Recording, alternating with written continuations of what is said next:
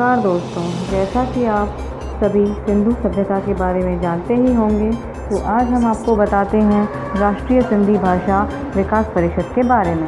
जी हाँ, राष्ट्रीय सिंधी भाषा विकास परिषद व भारतीय सिंधु सभा महिला विंग के द्वारा मेला में 7 दिवसीय बाल संस्कार शिविर का आयोजन किया गया, जिसमें बच्चों ने विभिन्न सिंधी फोक डांस, योगा व विभिन्न प्रकार की कलाएँ सीखी, जिसका समापन रविवार को बड़े ही भव्यता के साथ किया गया। कार्यक्रम की शुरुआत श्री झूलेलाल साईं की आरती व दीप प्रज्वलन भजन के द्वारा हुई, जिसमें भारतीय सिंधु सभा के राष्ट्रीय उपाध्यक्ष श्री डी आहूजा व प्रांतीय अध्यक्ष श्रीमती विनीता भावना ने निरीक्षण किया।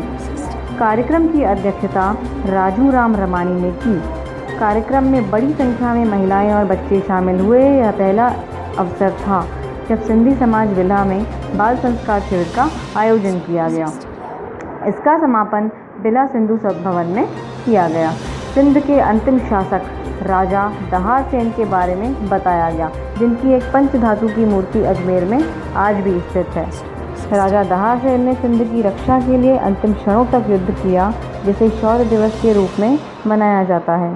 साथ ही सभी ने राजा दहार सेन की याद में प्रतिवर्ष एक पेड़ लगाने का संकल्प लिया। कार्यक्रम का संचालन सोनम नवानी पिया रमानी जी ने किया। कार्यक्रम में मुख्य रूप से आए हुए अतिथियों का सम्मान किया गया व बच्चों को सर्टिफिकेट दिए गए। कार्यक्रम में मुख्य रूप से कमलेश मखीजा, जगदीश जग्यासी, तारा रमानी, तेलुमल हिंदुजा, बिल्हा की भारतीय सिंधु सभा की अध्यक्ष कविता जांगलानी भी उपस्थित थी। सोनम नवानी के साथ पिया रामानी, सोनी बहरानी, कविता मोटवानी, कंचन जसवानी, पूनम बजाज, कंचन वलघानी, भारतीय सिंधु सभा के कई सदस्य उपस्थित रहे।